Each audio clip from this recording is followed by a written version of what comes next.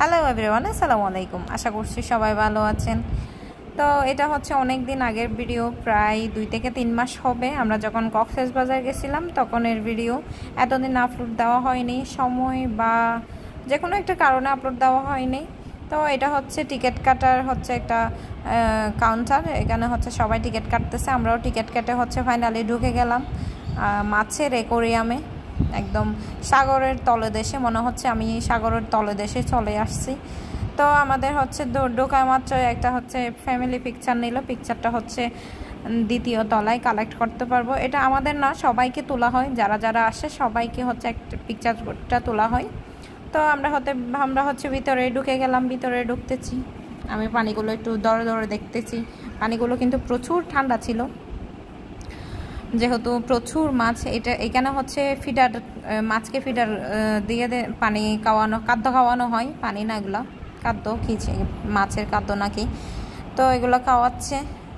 আমি হচ্ছে একটু একটু ধরে ধরে দেখতেছি, আর বাবা ছেলে হচ্ছে একদিকে বসে মাছের হচ্ছে মাছগুলো দেখতেছে আর ধরতে চাচ্ছে আয়ান।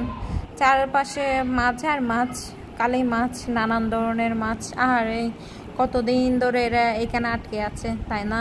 কত কষ্ট। এরা সাগরের কোলাহল ছেড়ে এইখানেই পড়ে আছে। যাই হোক, সবাই যেহেতু এখানে দেখতে আসে, এগুলা সবার একটা আগ্রহ আছে এগুলা দেখার, তাই হচ্ছে এখানে এসেই দেখা। আর তো এগুলো তো আর সাগরে গিয়ে দেখানো সম্ভব না। যারা ডুবুরি আছে তারা তো এগুলো দেখতে পারবে সাগরের নিচে গিয়ে। আমরা তো আর সাধারণ মানুষ, আমরা তো সাগরের নিচে গিয়ে এত মাছ, এত নানান ধরনের মাছ তো আর আমাদের দেখা তো সম্ভব না। তাই হচ্ছে আমাদের হচ্ছে এরকম অ্যাকোয়ারিয়ামে আসা, মাছের অ্যাকোয়ারিয়াম। বিভিন্ন প্রজাতির মাছ আছে এখানে। অক্টোপাস বলেন, কাঁকড়া বলেন, সাদা কোরাল বলেন, কত কত মাছ। এত মাছের নামও তো জানি না।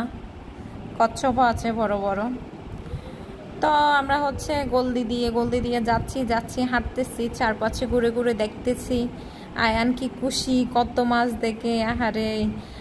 তারপর আমরা হচ্ছে আরেকটা গলদিতে ঢুকে গেলাম। এই তো এখানে ছোট ছোট হচ্ছে অ্যাকোয়ারিয়াম করা আছে, এখানে নাম সহ লেখা আছে মাছের কি নাম। আর এদিকে হচ্ছে একটা ঝর্ণা আছে, পাথর দিয়ে হচ্ছে করছে এটা।